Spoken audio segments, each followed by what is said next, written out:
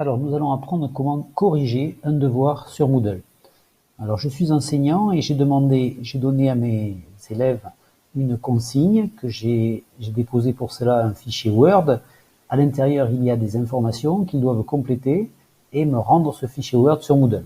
Vous voyez qu'ici, j'aurais également donné un site, une URL sur laquelle ils pouvaient trouver des informations complémentaires qui pouvaient les aider à compléter ce devoir. Lorsqu'ils avaient fini de modifier ce fichier Word, ils allaient pouvoir l'enregistrer en format PDF pour le déposer dans l'espace de devoir. En tant qu'enseignant, je veux corriger les devoirs remis. Je vais donc dans la remise du TP1 et je vois que j'ai bien 3 élèves sur les 18 qui m'ont rendu le devoir. Il y en a un qui nécessite d'évaluation, que je n'ai pas corrigé, c'est celui-ci que je vais prendre.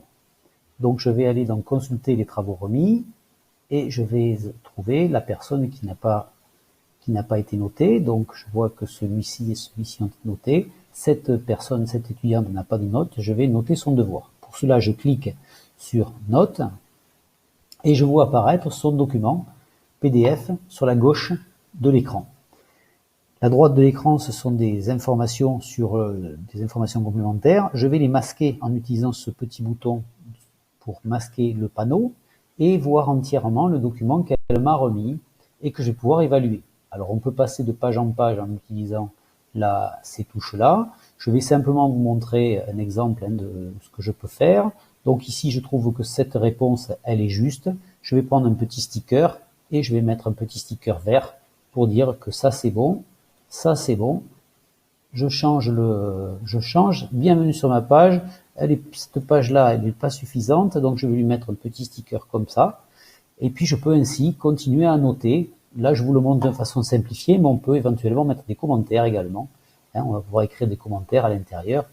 Ainsi, je vais pouvoir noter le devoir de mon étudiant. Quand j'ai terminé d'annoter le document, je peux restaurer la position par défaut.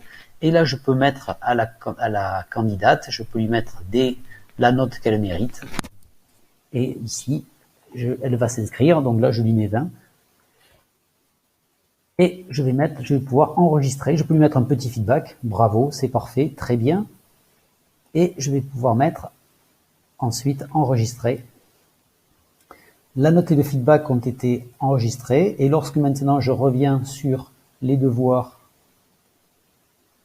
sur les notes du devoir, je vois que maintenant, en actualisant la page, je vois que mes devoirs maintenant, que Teina a bien eu la note 20 sur 20, apparaît ici.